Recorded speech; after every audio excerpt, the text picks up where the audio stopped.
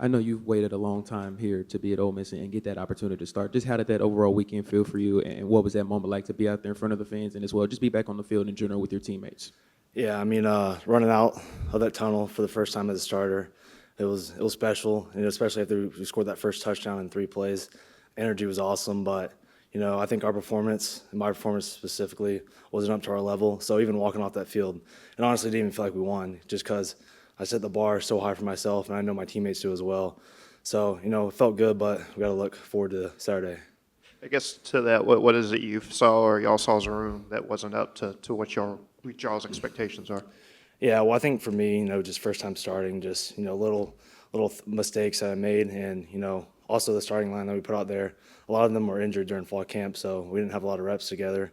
But we know what we need to work on, and we got a really good group of guys that just want to get better and we want to win. You were a part of this team last year that lost to Kentucky. Just what's your focus for this week, and how are you preparing maybe differently than you did last week for Georgia State for this weekend against Kentucky? Yeah, we just got to focus on ourselves and fix the mistakes we made last week. And Kentucky's a really good team. They're really well coached on the road. It's going to be tough, but if we do our stuff, we should be good. What's it like blocking for Kwan Lacey? Yeah, I mean he's a hell of a running back. He breaks a lot of tackles. He makes us look good, and even when we mess up a little bit, but he's a hell of a player. And also off the field, he's just a cool guy to hang around.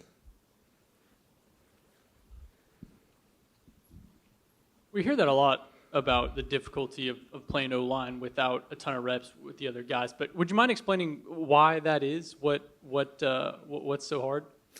I think just communication-wise, just everyone being on the same level, steps being on the same level, not tripping over each other. But I think with a good week of practice this week, we'll be good. What'd you think of Austin, and how did he take the win in his performance? Was he hard on himself? Just that kind of thing.